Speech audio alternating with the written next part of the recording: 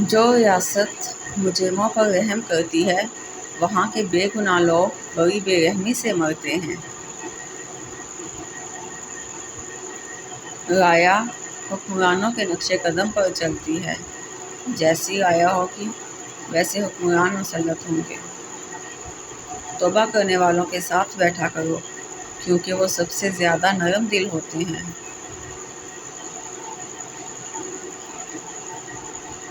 بزرگ بننے سے پہلے علم حاصل کرو کیونکہ علم مومن کی میراث ہے۔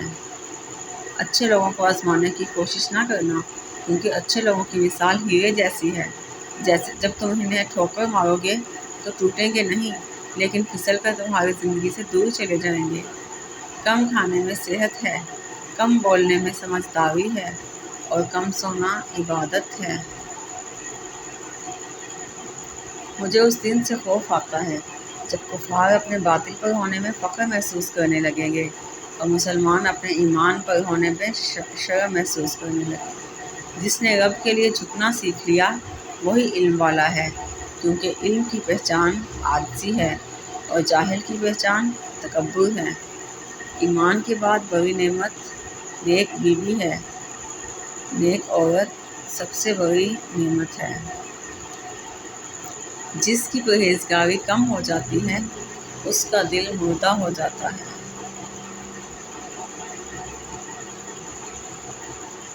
لالچ کرنا مفلسی ہے، بے غرض ہونا امیری اور بدلہ نہ چاہنا صبر ہے۔ ہنسنے سے عمر کم ہوتی ہے اور انسان کا روب ختم ہو جاتا ہے۔ کم ہنسا کرو۔ ہم حرام کے خوف سے تو حصے حلال بھی ترک کر دیتے ہیں۔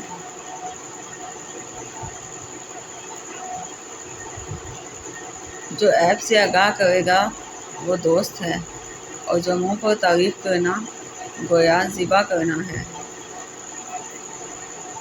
تین چیزیں محبت بڑھانے کا ذریعہ ہیں: دوسروں کو سلام کرنا، دوسروں کے لیے مجلس میں جگہ خالی کرنا، مخاطب کو بہترین نام سے پکارنا۔ شیعہ کے ساتھ کمانا مانگنے سے بہتر ہے۔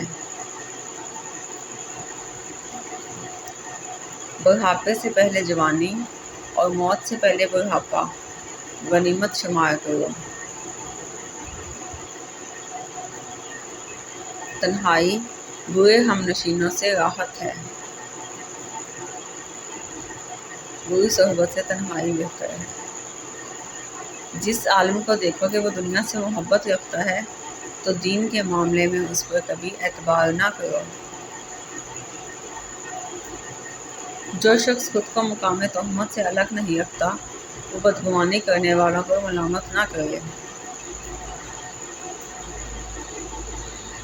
طمع تنگ دستی اور قناعت مالداری ہے، یعنی قناعت دولت ہے۔ بدکاری کی کثرت سے زمین میں فساد پیدا ہوتا ہے اور زلزلے آتے ہیں اور حکام کے ظلم و ستم سے قحط واقع ہوتا ہے۔ آخرت کے معاملات کے سوال ہو ہر معاملے میں توقف کرنا بہتر ہے۔ آخرت کے معاملات کے سوا ہر معاملے میں توقف کرنا بہتر ہے۔ انسان صوم و صلاۃ سے نہیں بلکہ معاملات سے پہچانا جاتا ہے، اخلاق سے پہچانا جاتا ہے، علم سے پہچانا جاتا ہے۔ موت کا حریص بن جا تجھے حیات عطا ہوگی۔ موت کا حریص بن تجھے حیات عطا ہوگی۔ اپنے ماتحتوں کے لیے ایسے بن جاؤ جیسے اگر تم خود ماتحت ہو تو اپنے امیر کو ویسا دیکھنا چاہو۔ حسن اخلاق اور پاکیزہ کردار کا معیار یہ ہے کہ لوگوں کے ساتھ تمہارے معاملات کیسے ہیں۔ معاملات پر پہچانے جاتے ہیں لوگ۔ مومن نہ کسی کو دھوکہ دیتا ہے اور نہ ہی کسی سے دھوکہ کھاتا ہے۔